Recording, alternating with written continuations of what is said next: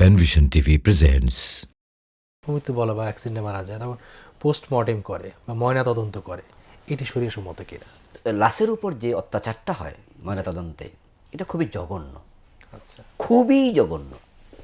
মানে যার কোনো বর্ণনা দিয়ে শেষ করা যাবে না। আচ্ছা, চুল কাটার সময় নাপিত যেভাবে গ্যাস গ্যাস করে কাটে, আহা, ঠিক ময়নাতদন্ত লাশের সাথে ঠিক এই ব্যবহারটা করা হয়। খুবই ভালো। নারী হোক আর জঘন্য। পুরুষ হোক, জি, পরিপূর্ণ নারীদের কিন্তু উলঙ্গ করে পেট কাটে, বুক কাটে, কলিজা বের করতে হবে তো, জি, কিছু অংশ নেওয়া লাগে ময়নাতদন্তে, দেহের কিছু কিছু জায়গার অংশ নেয়। অংশ নেয়, জি। যে কলিজাটা যখন কাটে তখন ইজ্জত সম্মান কিচ্ছু রাখে না ওরা। আল্লাহ রক্ষা করো। তো এই জন্য জুলুম হয়, এটা চরম জুলুম। এই জন্য আমরা আজকের এই প্রোগ্রামের মাধ্যমে কর্তৃপক্ষের কাছে, দেশের কাছে আমাদের অনুরোধ থাকবে, পারত পক্ষে যদি কাজটা করা না হয়।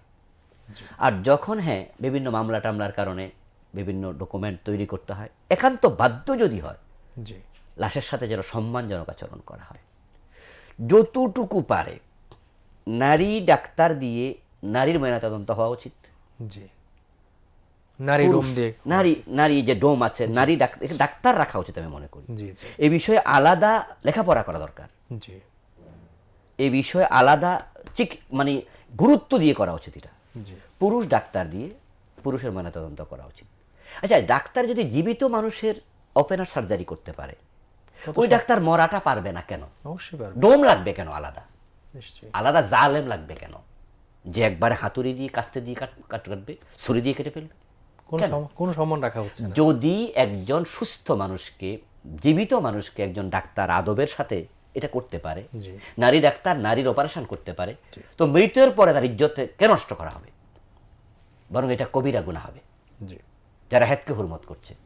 আল্লাহর হাবিবের বক্তব্য ছিল, জীবিত মানুষের সম্মান যেমন মৃত মানুষের সমান সম্মান, সম্মান। সম্মান। জি, এবং মা সম্ভবত উম্মু হাবিবা রাহেমাহুল্লাহ, ওনার ইন্তেকালের পরে, বা মা সাফিয়া, আমি একটু কনফিউজ, জি, উনার লাশ যখন তুলছিল খাটিয়া করে, তখন সাহাবী বলছিল খুব সাবধানে তুলবে রাসূলের স্ত্রী, জি, জি, কারণ জীবিত অবস্থা তার সম্মান যেমন মৃত্যুর পর পরও একই সম্মান সমান।